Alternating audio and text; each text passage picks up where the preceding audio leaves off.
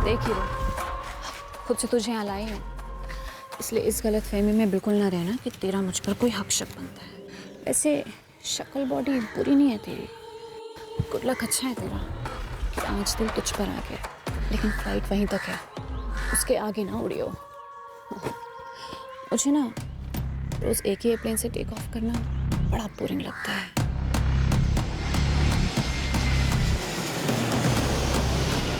एक सख्त प्रिंसिपल थे पुरुषोत्तम जी, पर उनकी अपनी ही बेटी काबू में नहीं थी, किसी नियम को मानती ही नहीं थी। इसीलिए हर तीसरे दिन किसी न किसी चौथे लड़के के साथ उसका नाम जुड़ता। उनमें से एक ऐसा जला कि सिमरन की अश्लील तस्वीरें इंटरनेट पर डाल दी। फिर जो बवाल मचा वो पूछो मत।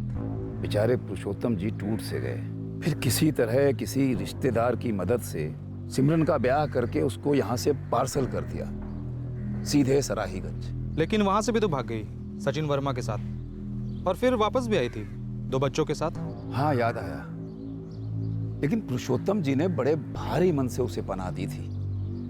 फिर क्या हुआ? फिर भाग गई जितेंद्र राणा के साथ। पुरुषोत्तम जी तो मानो उसके बाद बिल्कुल बिखर से गए थे। सिमरन ने बच्चों को अपने पति लक्ष्मण के साथ भेज दिया, खुद नहीं गई वो। अरे मैंने सवाल किया तो उल्टा मुझ पर ही बरस पड़ी, मुझे ही सुना दिया। ये सिमरन को हो क्या गया है? मेरी क्या गलती रही, क्या कमी रह गई मेरी परवरिश में कि मेरी औलाद ही मुझे सबसे ज्यादा दुख दे रही। मैंने लक्ष्मण से अलग से बात की थी, वो तुम्हें माफ करके अपनाने को तैयार था। क्यों नहीं की उसके साथ सिमरन? वो अच्छा आदमी है। अच्छा तो ये पालक भी है पापा, ताज़ा सस्ता सुंदर टिकाऊ। लेकिन इसे रोज खाएंगे आप? दिन में 4 बार? पालक के पराठे, पालक का साग, रायता भी पालक का, और फिर पकौड़े भी वही। तुम आखिर जिंदगी में चाहती क्या हो सिमरन? क्या ढूंढ रही हो तुम? कोई मुझे ढूंढने का मौका तो देता पापा, ऐसे ही लक्ष्मण के गले बांध दिया। अरे उस फोटो लीक करने वाले कमीने मोंटी को जेल भेजने की बजाय मुझे सजा दी। अब पूरी लाइफ पालक खाओगी तुम, दिन में 4 बार। मुझसे घिन जो आती है आपको। एक और रात झेल लीजिए प्रिंसिपल साहब, कल सुबह होते ही निकल रही हूँ यहाँ से। पर देखो, एक आग निकली और दूसरी पानी। फिर सिमरन कहाँ गई इसका पता तो पुरुषोत्तम जी को भी नहीं था। और ये जितेंद्र राणा जो तुम बता रहे हो, ये नाम तो मैंने पुरुषोत्तम जी के मुंह से भी कभी नहीं सुना। ज्ञान जी, अगर पुलिस ने इन तीनों को समय रहते धर नहीं लिया ना, तो बम के धमाके सुनाई देंगे, क्योंकि सिमरन अब बम बनाने लगी। मतलब आतंकी नक्सली वगैरह बन गई है क्या वो? इस तरह की तबाही ना मचे, इसीलिए पुलिस जल्द से जल्द इन तीनों को पकड़ना चाहती है। तो अगर आपके पास सिमरन, उसके प्रेमी सचिन वर्मा या जितेंद्र राणा के बारे में कोई भी खबर है तो हमें बताइए। हमारी पहली ब्रेक थ्रू खबर वर्तमान की नहीं थी, बल्कि सचिन वर्मा और सिमरन आर्या के अतीत की, जो हमें वर्तमान में उन तक पहुंचने में मदद करने वाली थी। 444786543 ये सचिन के दोस्त सुबोध दास का नंबर है। कौन है ये सुबोध दास? सुबोध दास सचिन का दोस्त था, पहले इसी गांव में रहता था, फिर दिल्ली चला गया। जब मैंने सचिन के बारे में पता करने की कोशिश की, तब सामने आया कि 2009 में सचिन सिमरन को लेके भागा था। तब दिल्ली में सुबोध दास के ही यहाँ था वो। सुबोध का फोन चालू है सर, दिल्ली की लोकेशन शो कर रहा है। हौसला फोन मत करना, चुपचाप दिल्ली जाओ और उठाओ। सचिन वर्मा, सिमरन आर्या और जितेंद्र राणा, इनके बारे में छोटी से छोटी डिटेल की बाल की खाल करो, पूरे कर निकालो। इनके बारे में कोई भी खबर मिले ना तो लाखों से कम नहीं। Sir, all the best.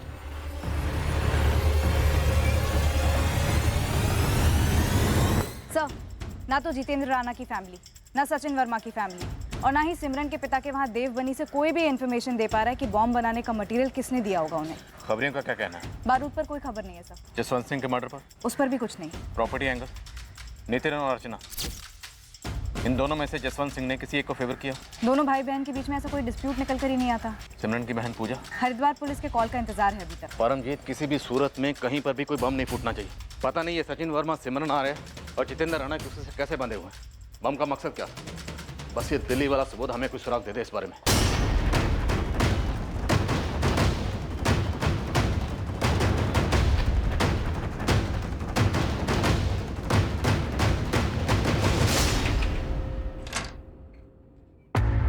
जी, तुम सुबोध दास हो? जी मैं ही हूँ। आपकी तारीफ? तुमको चलना है हमारे साथ। किस खुशी में? आप लोग हैं कौन? अरे क्या क्या क्या कर क्या रहे हो तुम लोग? कौन हो तुम लोग? पुलिस, सोमपुर भटिंडा से।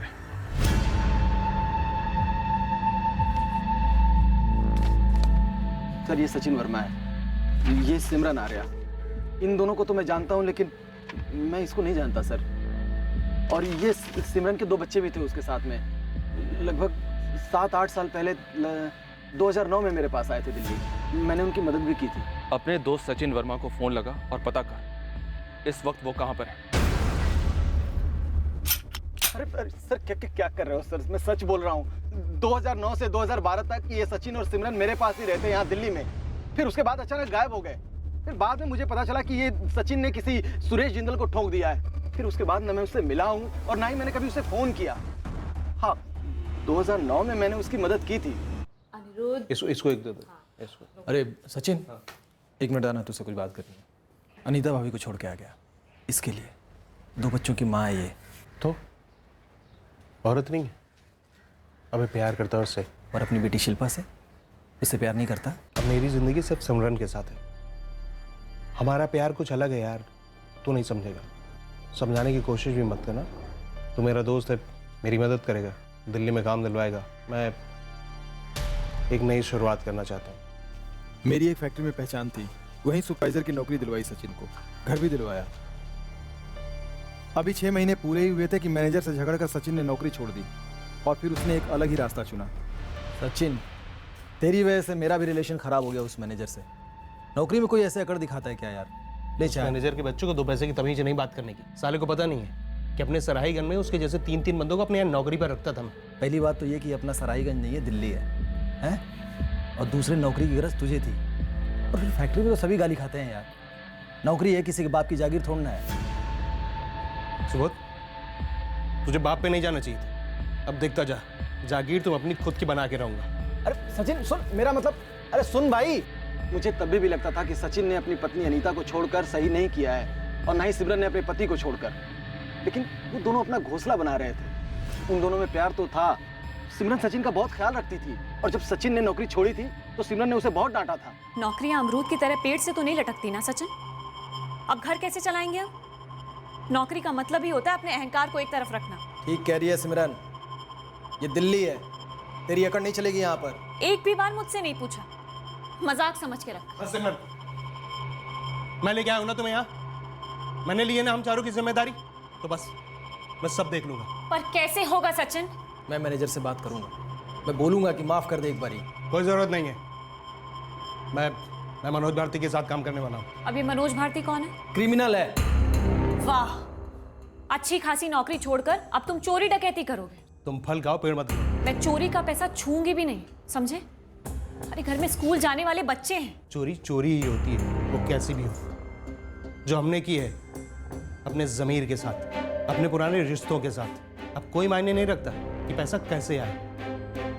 और हाँ, तुम्हारे हाथ में जो पैसे रखूंगा ना, वो सही होंगे।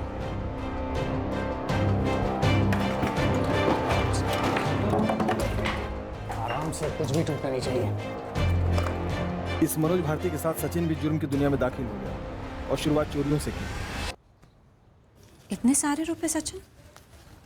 20,000 सिर्फ एक रात की कमाई। सिमरन, अगर महीने में 5 रातें ऐसे काम किया ना, तो बाकी 25 दिन आराम कर सकता हूँ और तुझे प्यार कर सकता हूँ।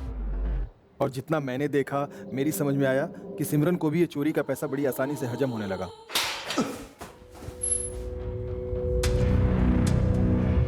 तो जुर्म कबूल मत करना, ठीक है?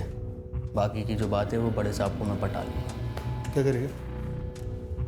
बड़े साहब को हिस्सा देगा? 2-4 बार लॉकअप की हवा तो खा ले, फिर खुद ब खुद समझ जाएगा कि हमारी लाइन में लॉकअप की सैर किसी बिजनेस टूर से कम नहीं है। और फिर सचिन के बिजनेस टूर लगातार होने लगे। वो खुद गिनती भी भूल गया होगा कि कितनी बार अंदर बाहर हुआ होगा। ये मनोज भारती किसी जमाने में सचिन की ही स्टेशनरी की दुकान पर लुक्खों की तरह बैठा रहता था दिन भर, सराहीगंज में। यहाँ दिल्ली में आके क्रिमिनल बन गया और बाद में देखिए इसी सचिन का गुरु बन गया। तुझे सचिन का पता नहीं मालूम, पर इस मनोज का पता तो जरूर होगा ना। देखिए, मैं सचिन से भी सिर्फ इसलिए दूर हुआ था क्योंकि मैं क्रिमिनल लफड़ों में नहीं पड़ना चाहता था, और ये मनोज तो उसका भी बाप था। मैं उसका पता क्यों रखूंगा भला? ये सिमरन अपने एक दोस्त के घर पे सूटकेस में एक बॉम्ब छोड़कर चली गई थी। बॉम्ब? वो फटने वाला? हाँ, वही बॉम्ब। और उसके कुछ दिन बाद सचिन और सिमरन ने सोमपुर में जसवंत सिंह का मर्डर कर दिया, जिसके दामाद जितेंद्र राणा के साथ सिमरन भागी थी जब ये सचिन जिंदल मर्डर केस में अंदर हुआ था। जितेंद्र राणा? सर ये नाम मेरे लिए बिल्कुल नया है, लेकिन वो बॉम्ब वाली क्या बात कर रहे थे आप? कैसा बॉम्ब था वो? बारूद से भरा बॉम्ब था, दिवाली के पटाखों वाला बारूद। पटाखों वाला बॉम्ब? सर ये सचिन का एक दोस्त हुआ करता था। हाँ, जगदेव सिंह नाम था उसका। दिल्ली से बाहर यहीं नरेला में उसकी पटाखों की फैक्ट्री है। वो सचिन का जिगरी दोस्त हुआ करता था। उठाओ जगदेव को, इससे हमें कोई ना कोई लीड जरूर मिलेगी। बिल्कुल सर, जगदेव के घर का एड्रेस मिला है। पर कुछ ना करने वाले और एक बिना कुछ सोचे बहुत कुछ कर जाने वाले। अनिरुद्ध और अनिकेत के बारे में भी नहीं सोचा ना? आपकी सोच की कीमत आपके बेटे क्यों भरे? वो मेरी दुनिया है पूजा, तुम देखना उन्हें मुझसे कई बेहतर जिंदगी मिलेगी। आपको कौन सी बुरी जिंदगी मिली थी? आप अपनी मर्जी की मालिक थी। और दीदी कभी कभी ना हमें। कभी कभी क्यों? मेरी मर्जी मेरी आजादी हमेशा के लिए होनी चाहिए ना। दीदी ये आजादी की बातें कॉलेज में ठीक लगती थी, और तब भी आपने अपनी आजादी को खूब निचोड़ा है। कुछ गलत किया मैंने? गला काटा किसी का, कत्ल कर दिया? आप कत्ल के इल्जाम से बाल बाल बची हो, भूल गई? हाँ भूल गई। जो चीज मजे नहीं दे भुला दो, फिर वो कोई याद हो या कोई प्रेमी। एक और नया सचिन फांस लिया क्या आपने? ऑब्जेक्शन। शब्दों का प्रयोग नोट करो मिलॉर्ड। फांसना मतलब अपने दिल की सुनो। किसी से सच्चा प्यार करूं तो वो फांसना हो गया। आप कितनों से सच्चा प्यार करोगे? तू अपने पति से सच्चा प्यार करती है? हाँ बिल्कुल। एक पल के लिए भी तुझे कोई दूसरा मर्द नहीं भाता? दिल नहीं आता उस पर? मन नहीं करता उसके साथ एक हो जाने का? देख अब ये सती सावित्री वाला भाषण तो ना दे। एक जवान जीती जाती औरत बनकर जवाब दे। दीदी ख्याल ना कई किस्म के आते हैं, लेकिन उन पर अमल करना ये एक अलग बात है। और इंसान और जानवर में फर्क है ना? इंसान में भी फर्क होता है पूजा। मुझे लक्ष्मण नहीं भाया, मैं सचिन के साथ चली गई। अब सचिन जेल गया हुआ है तो कोई और आ जाएगा।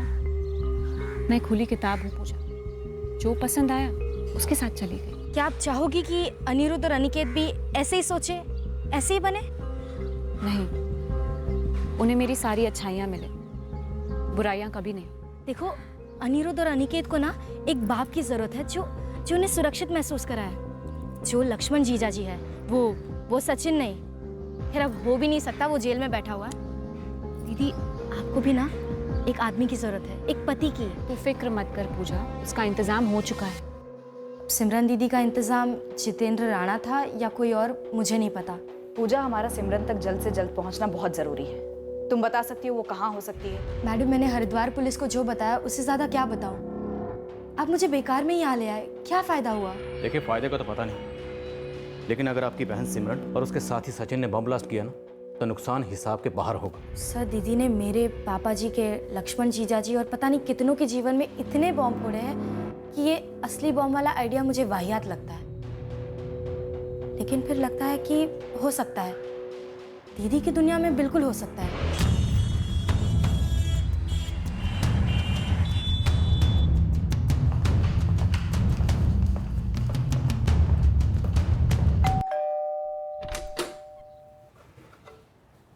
जी JS 5 वर्क्स वाले जगदेव सिंह का घर है? मैं उसकी माँ हूँ। बुलाइए उन्हें।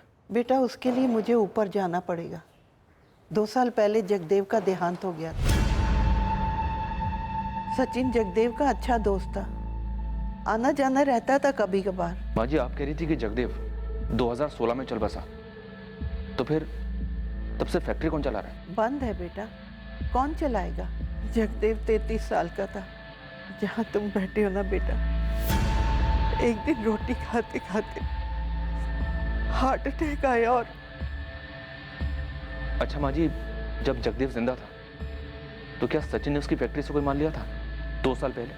पता नहीं बेटा, लेकिन यही कोई 1.5-2 महीने पहले फैक्ट्री की चाबी मांगने आया था। माँ जी मुझे कुछ पटाखे चाहिए थे, अगर फैक्ट्री से मिल जाते तो बहुत अच्छा होता। 2 साल से फैक्ट्री बंद है। पटाखे और फैक्ट्री का क्या हाल है पता नहीं। मैं फिर भी एक बार देख लेता हूँ, आप चाबी देंगे क्या? सर कड़ियाँ जुड़ रही हैं। जरूर इस सचिन ने जगदेव की फैक्ट्री से वो पटाखों वाला बारूद उठाया होगा बॉम्ब बनाने के लिए। 2 कत्ल कर चुका है जोड़ा, अब बम से क्या करने चले थे? और जितेंद्र राणा, उसका इस सब में क्या रोल रहा होगा? सर कभी कभी तो मुझे सचिन और सिमरन, बंटी और बबली जैसी कोई क्रिमिनल जोड़ी लगती है, जो शायद बिना मतलब के ऐसे ही मजे के लिए क्राइम करती है। पर सुरेश जेंद्र के कत्ल की वजह थी, 61 साल के जसवंत सिंह के कत्ल की भी कोई ना कोई वजह जरूर रही होगी जो अभी हमारे सामने नहीं है। लेकिन जितेंद्र राणा का इस सब में क्या रोल है? बम क्यों बनाया गया? कौन है इनका अगला टारगेट? सर जितेंद्र राणा मिल गया है। कहाँ? लोकेशन तो अभी नहीं पता सर, पर उसने अपनी पत्नी अर्चना को कांटेक्ट किया और अर्चना ने मुझे फोन करके बताया।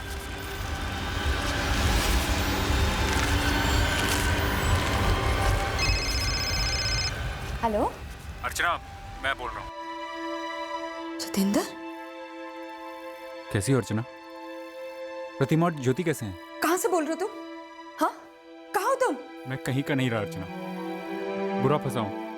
तो मेरे बाबूजी को क्यों मरवाया तुमने जितेंद्र? उन्होंने क्या बिगाड़ा था तुम्हारा? मैंने उन्हें नहीं मरवाया अर्चना, और अगर मेरा नाम उठ रहा है तो मुझे बुरा फंसाया जा रहा है। तो तुम भाग क्यों रहे हो? सामने आके पुलिस को सब कुछ बता क्यों नहीं देते? मुझे डर लग रहा है अर्चना।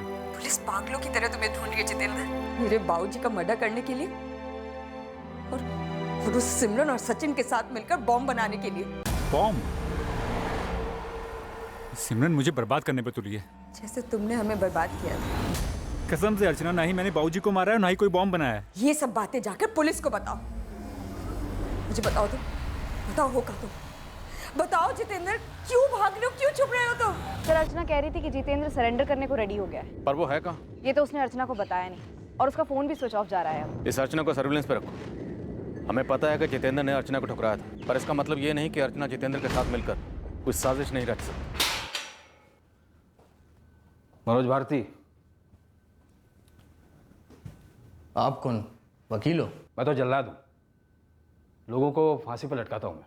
चलो बता दे, ये सचिन वर्मा कहाँ है? अरे वो अपना सराईगंज वाला सचिन साहब, वो तो उम्र कैद में अंदर था ना। जेल तोड़ के भाग गया क्या, या पेरोल तोड़ के?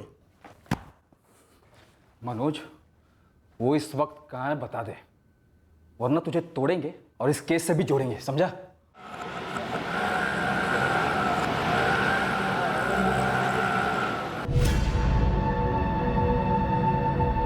जितेंद्र ने खुद आकर सरेंडर किया। जितेंद्र वाकई में सरेंडर कर रहा था या इसमें भी कोई चाल थी, ये तय कर पाना मुश्किल था, पर जितेंद्र ने अपना पक्ष पेश किया, अपनी कहानी सुनाई। मेरी देवबानी नुतंकला हाईवे के पास एक छोटी सी हार्डवेयर की दुकान थी, जहाँ तूने सचिन वर्मा के साथ मिलकर बम बनाया। सर मैं किसी सचिन वर्मा को नहीं जानता, और ना ही मैंने कोई बॉम्ब बनाया है। जलेबी बनाना शुरू कर दिया? चल बना, तेरी जलेबी तो हम सीधी करेंगे, बोल। सर मैं एक मामूली सी हार्डवेयर की दुकान चला रहा था और वहीं पर मुझे सिमरन मिली, जिसके साथ तू भाग गया और लौटकर तूने अपने ससुर जसवंत सिंह का मर्डर करवाया। जी नहीं मैडम, मुझे तो इस मर्डर और बॉम्ब के केस में ज़बरदस्ती फंसाया जा रहा है। सर मैं इस बात से इनकार नहीं करता कि मैं सिमरन के प्यार में पड़ गया था और भाग गया था उसके साथ अपने बीवी और बच्चों को छोड़कर, लेकिन मुझे सिमरन के बारे में सिर्फ उतना ही पता है जितना सिमरन ने मुझे बताया। 3 साल उसके साथ रहने के बाद तो मैं यही कहूँगा कि मैं बिल्कुल भी उसको नहीं जान पाया।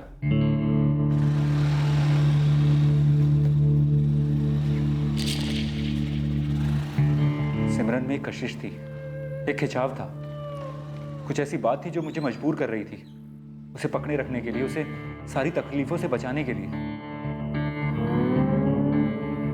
सिमरन के बारे में मैं यही सोचता कि एक ऐसी खास हद से ज्यादा हसीन औरत है जिसको सारी दुनिया ने गलत समझा। गलत किया उसके साथ। मेरा पति लक्ष्मण मुझे और मेरे बच्चों को बीच मझधार में छोड़कर चला गया। कोई चारा नहीं था मेरे पास, इसलिए बाबा के घर लौटी, लेकिन वहां भी बोझ समझी जा रही हूँ। सिमरन, तुम किसी भी सूरत में किसी पर बोझ नहीं बन सकती। अरे तुमने तो मुश्किलों के बोझ से लड़कर जिंदगी जी है। नहीं जितेंद्र, सारी दुनिया मुझे बोझ समझती है। कोई मुझे नहीं अपनाता सच्चे दिल से। कोई नहीं चाहता कि मैं सिमरन, ये सच नहीं है। कोई बेवकूफ़ी होगा जो तुम्हें ना चाहे। मैं तुम्हें चाहता हूँ, मैं तुम्हारे साथ हूँ। लेकिन तुम हमेशा के लिए मेरा साथ नहीं दे सकते, नहीं बन सकते हमेशा के लिए मेरे। फिर मैं तुम्हारी कैसे बनूं? मुझे झांसे में ले लिया था सिमरन ने, मैं अपने होश ही खो बैठा था। सिमरन ने तुम्हारी दूध की बोतल में नशे की गोली मिला दी होगी, है ना? आप नहीं जानती मैडम सिमरन को। सर सिमरन ऐसी बला है ना, अगर वो चाहे तो आपको भी अपनी बातों और अदाओं के जाल के लपेटे में ले सकती है, किसी को भी ले सकती है। मैं भी उसके प्यार में पागल हो गया था और उसके साथ सोने के बाद तो मतलब गुलामी हो गया था उसका। लेकिन सर मैं अपने बीवी और बच्चों से भी उतना ही प्यार करता था और उनको छोड़ने की सोच भी नहीं सकता था, लेकिन सिमरन ने अपनी अदाओं से मेरी सारी सोच की धज्जियां उड़ा दी। मैंने कहा था ना, तुम हमेशा के लिए मेरा साथ नहीं दे सकते। ऐसा नहीं है सिमरन, लेकिन मैं अपनी बेटियों को नहीं छोड़ सकता। वो मेरी दुनिया है। मैं तुम्हारे लिए मेरी दुनिया छोड़ने के लिए तैयार हूँ, और मेरी दुनिया भी मेरे बच्चे ही हैं। अगर मैं उन्हें छोड़ सकती हूँ तो तुम भी उतने ही कदम आगे क्यों नहीं आ सकते? ऐसा नहीं है कि मैं उनसे प्यार नहीं करती, पर वो मुझ पर थोपे गए थे, और तुम पर भी तुम्हारे बच्चे समाज ने थोपे हैं जितेंद्र। देखो, हम पहले इंसान हैं, मर्द और औरत। क्या हमें हमारी जिंदगी, हमारी जवानी को पूरी तरह चखने का हक नहीं? क्या जी भर के एक दूसरे को सुकून देना इतना बड़ा पाप है? मेरे दुख, मेरे प्यार को पूरी तरह समझो जितेंद्र। मैं इतना बड़ा त्याग करने के लिए तैयार हूँ तुम्हारे लिए। तुम्हें भी तैयार होना चाहिए ना। मेरे साथ मत छोड़ो, और फिर अकेली हो जाऊंगी, मर जाऊंगी तुम्हारे बिना जितेंद्र, मर जाऊंगी। फिर मैंने वो कदम उठाया जो हर तरीके से गलत था। मैंने अपनी बीवी अर्चना और बच्चों को छोड़ दिया और सिमरन के साथ चला गया। और दिल्ली में सिमरन ने हमारी ऐसी गृहस्थी बसाई मानो वो वहीं पली बड़ी हो। सिमरन जो कुछ भी करती उसमें कोई जादुई ताकत होती। उसके हाथ के खाने का स्वाद भी अलग होता और वो घर को खुशियों से भर देती। और जब जब मुझे अपनी बेटियों की याद आती, मानो किसी जादुई शक्ति से उसे पता चल जाता और वो मुझे अपनी तरफ खींच लेती, जैसे कोई अजगर लपेटे में ले लेता है। 3 साल तक सिमरन के साथ उसके पति की तरह रहा, लेकिन एक दिन एक बार भी अपने बीवी बच्चों से फोन पे बात नहीं की। और इतने समय में मुझे सिमरन के अतीत के बारे में कुछ भी नहीं पता था। तुम कहाँ थे इसके बारे में तुम्हारे ससुर जसवंत? सचिन वर्मा जेल गया ना, तब तुम्हें फंसाया उसने। तुम्हें उसका पति लक्ष्मण ने नहीं छोड़ा उसे। सचिन वर्मा के साथ भागी थी वो लक्ष्मण को छोड़ के, और जब तुम्हारे साथ भागना था सिमरन को, तब उस बेचारे लक्ष्मण को बुला के बच्चे थमा दिए उसे। ये नहीं हो सकता। तुम बुरी तरह फंस गए उसके झूठ के जाल में। देखो बेटा, मेरी बेटी के साथ इतनी बड़ी नाइंसाफी मत करो। वो माँ है तुम्हारे बच्चों की, और बच्चे तड़प रहे हैं तुम्हारे बगैर। मेरी एक बात याद रखना, जिस दिन सिमरन को सचिन वर्मा जैसा कोई दूसरा गुंडा या तुम्हारे जैसा कोई बेवकूफ जितेंद्र मिल गया ना, वो तुम्हें छोड़कर भाग जाएगी उसके साथ। फिर तड़पने की बारी होगी तुम्हारी।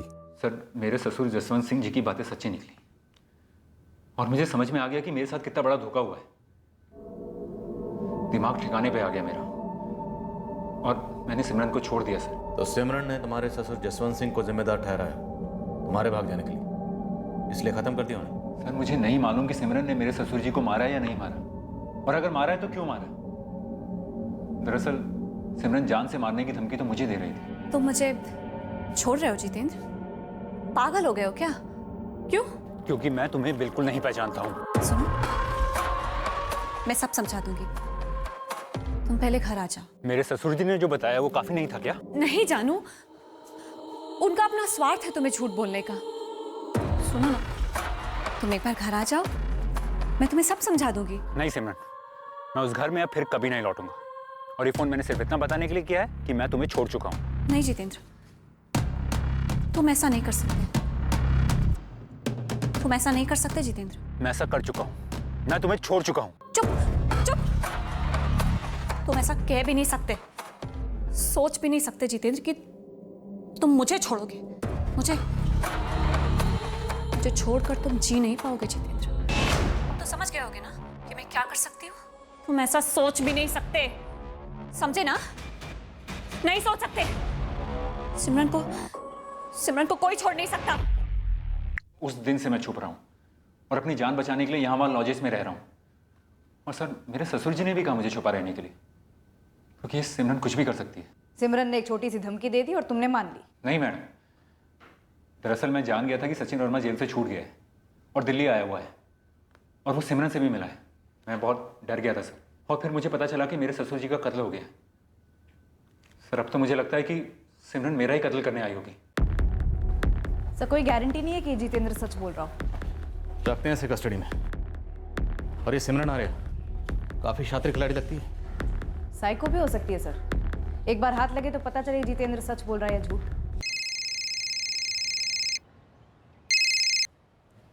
हाँ समीर।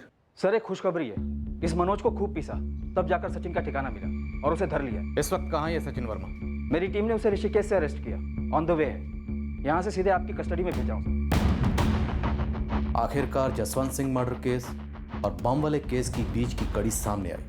इस साजिश में क्या सही हुआ था और क्या गलत, अब सारा कुछ हमारे सामने आ गया। दरअसल सिमरन जो करने चली थी, असल में पागलपन के कगार पर थी वो हरकत।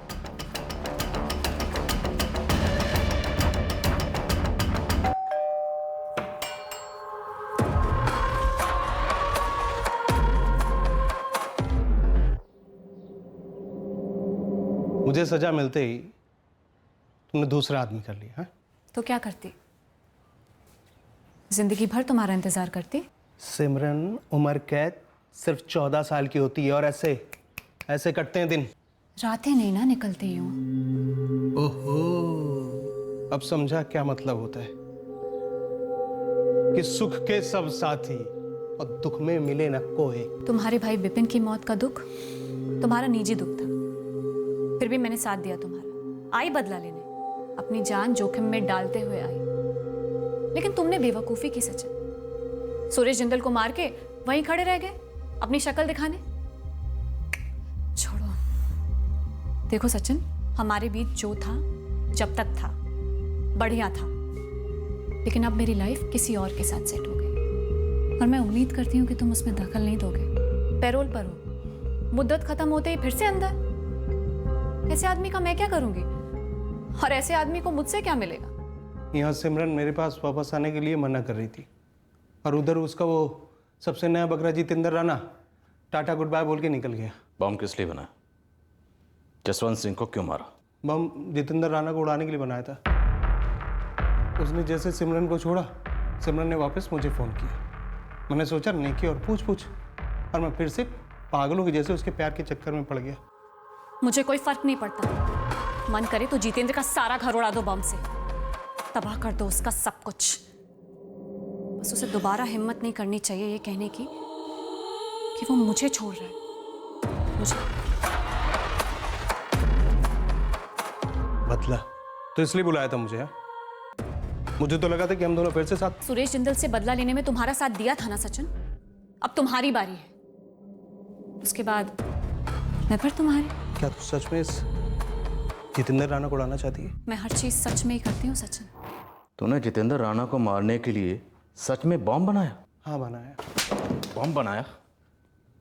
सिमरन ने मेरा साथ दिया था तो मैंने सिमरन को दिया। और बॉम्ब को सिमरन के दोस्त सूरज के घर छुपाया? सिमरन ने रखा था।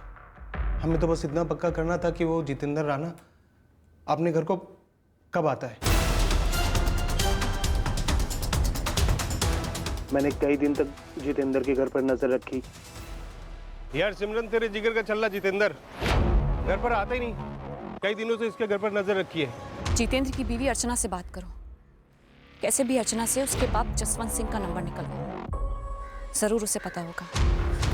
जसवंत सिंह से हम जितेंद्र का पता निकालेंगे और फिर बॉम्ब पर बिठा के उसके चिथड़े उड़ा देंगे। दूसरे दिन मैंने आखिरी बार जितेंद्र के घर पर नजर घुमाई और फिर मैं दीपक काबरा बन के अर्चना के घर पर गया और वहाँ से वो जसवंत का नंबर लिया। और फिर सिमरन ने जसवंत सिंह को वश में किया। सिमरन में एक अजीब सी शक्ति है ऐसे कामों के लिए। अब उसे काम शक्ति बोलो या कोई और। क्या मेरी बात जसवंत सिंह जी से हो रही है? हाँ जी, आप कौन? सिमरन आर्या, नाम तो सुना ही होगा। क्या काम है तेरे को? इतना रूखापन जसवंत जी, मुझसे एक बार मिलेंगे नहीं? क्यों मिलूं मैं तुझसे? क्योंकि मैं हद से ज्यादा खूबसूरत हूँ। लेकिन मैं जितेंद्र जितना बेवकूफ नहीं हूं ना। एक बार मिलिए तो वादा करती हूँ काटूंगी नहीं। बकवास बंद कर अपनी। देख, जितेंद्र तेरा कभी नहीं होने वाला। छोड़िए ना जितेंद्र को, मुझे आपके हाथ लगने दीजिए। मुझे छूते ही अगर आपने आहें नहीं भरी ना तो नाम बदल दूंगी। जिस तरह सिमरन जसवंत से बात कर रही थी, मैं वहीं जान गया था कि बुड्ढा उसकी अदा पर फिदा होने लगा है। लेकिन जब जसवंत ने उसी रात सिमरन को कुएं वाले खेत पर जो मकान बना था वहाँ पर बुलाया तो थोड़ा ताज्जुब हुआ मुझे। मैंने पूरा मुआयना किया कुंवारी खेत पर जो घर था। पता चला कि जसवंत के साथ उसका मुलाजिम दिनेश मौर्य, उससे भी निपटना होगा। तो फिर मैं वो ले गया था, वो कोल्ड ड्रिंक, नींद की गोलियां भरकर। हाँ, हमारा प्लान सिर्फ लेकिन इतना था कि जसवंत से किसी भी तरीके से जितेंद्र का घर का पता और नंबर निकलवाने का। साहब, मुझे ज़रा भी भनक नहीं थी कि वो ये जो सिमरन है वो जसवंत का मर्डर का प्लान बना था। तुम वाकई में बहुत खूबसूरत हो। अभी आपने देखा ही क्या है, जादू तो अभी शुरू होना है।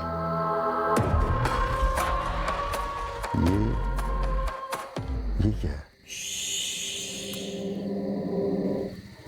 तड़प की अपनी अलग कशिश होती है।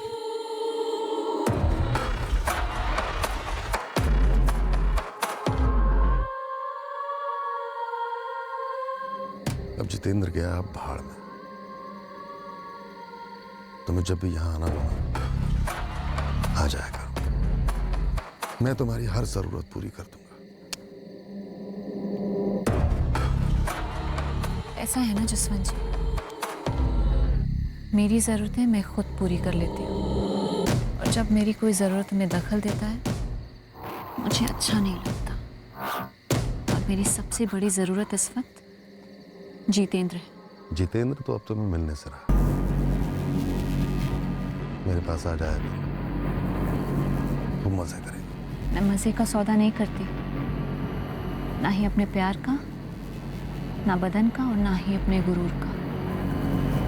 और ये सभी तब तक दांव पर है जब तक जितेंद्र मेरे हाथ नहीं लग जाता। एड्रेस और नंबर बता दे, वही लेने आई हूँ और कुछ नहीं।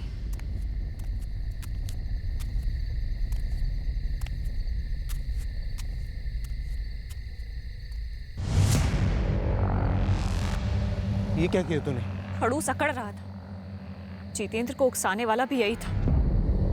मैंने इससे जितेंद्र का नया नंबर और एड्रेस मांगा तो मना कर दिया, इसलिए मैंने इसको परमानेंट एड्रेस पे भेज दिया। पागल है तू सिमरन? हा? इतना गुस्सा, एक पिद्दी सा आदमी तुझे छोड़कर चला गया और तू? आदमी जैसा भी हो, मैं पिद्दी नहीं हूं।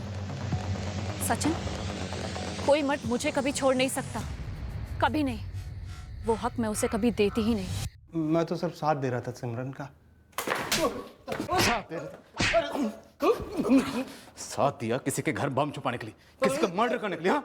मैं सच में बोलो साहब, मुझे एक भी नहीं पता था कि उसका ऐसा कुछ इरादा है। सबके साथ खुद जितेंद्र को भी इस बात का यकीन नहीं हो रहा था कि सिमरन गुस्से में इस हद तक जा सकती है। जसवंत का परिवार अब भी मानने को तैयार ही नहीं है कि जसवंत सिंह वाकई में सिमरन की अदाओं का दीवाना हो गया था, जैसे जितेंद्र हुआ था। और उन्हीं अदाओं ने जान भी ले ली जसवंत की। जसवंत सिंह के कत्ल की सारी कड़ियां अब हमारे हाथ में थी, लेकिन यह केस तब तक क्लोज नहीं हो सकता था जब तक रहस्यमयी सिमरन आर्या हमारे हाथ नहीं लगती।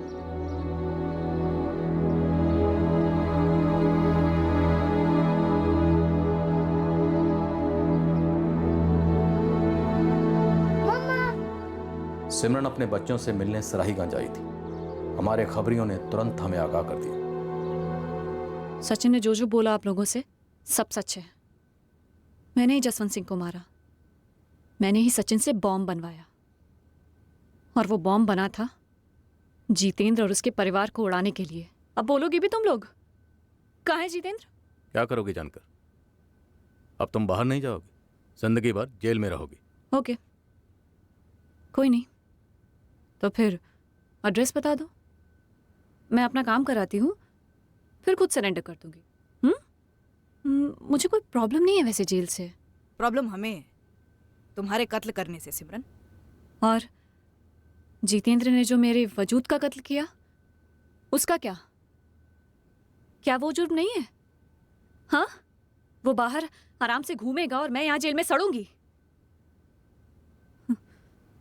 एक अकेली अबला औरत के साथ यही सुलूक करोगे ना तुम लोग? ओ मैडम, हमें बख्शे अपनी इस नौटंकी से। इस जेल में तुम्हारी ये झांसे वाली दाल किसी सूरत में नहीं गलेगी। हम पूरी कोशिश करेंगे कि तुम्हारी जमानत ना हो। वैसे हम जानते हैं तुम अदालत में ही अपने बच्चों वाला दुखड़ा जरूर रोगी, जज के सामने। देखो इंस्पेक्टर, मुझसे बात कर रहे हैं ना आप, मुझ तक ही रहिए, मेरे बच्चों को बीच में मत लाना। बच्चों को बीच में तुम्हें लाना चाहिए था। ये जो कांड तुमने किए हैं ना, वो कांड करने से पहले अगर एक बार भी अपने बच्चों के बारे में सोच लेती ना, तो आज तुम यहां नहीं होती, अपने घर पर होती, अपने बच्चों के साथ। अरे जो बोलना है बाद में बोलना। सचिन को सुरेश जिंदल मर्डर केस में मिली उम्र कैद की सजा काटने के लिए फिर जेल भेजा गया। उस पर अब और नए चार्जेस भी लागू हुए हैं। जितेंद्र ने मेरे साथ धोखा किया है, मुझे ठुकराया, मुझे छोड़ा। मुझे छोड़ने का हक मैंने किसी को नहीं दिया, मुझे कोई छोड़ नहीं सकता। जितेंद्र और उसका परिवार अब सुरक्षित है। अगर सिमरन की जमानत होती भी है तब भी वो उन तक नहीं पहुंच पाएगी।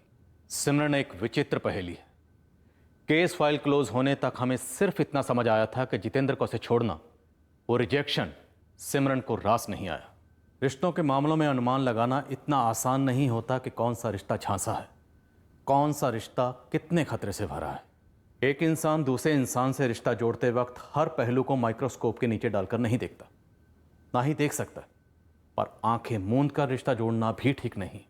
सच कहा जाए तो हर इंसान जाने अनजाने में हमेशा सबसे पहले अपना ही हित देखता है, फिर आप उसे स्वार्थ कहें या एक निजी फैसला। सामने वाले का जवाबी कदम इस रिश्ते के अनुभव को या तो यादगार बनाता है या फिर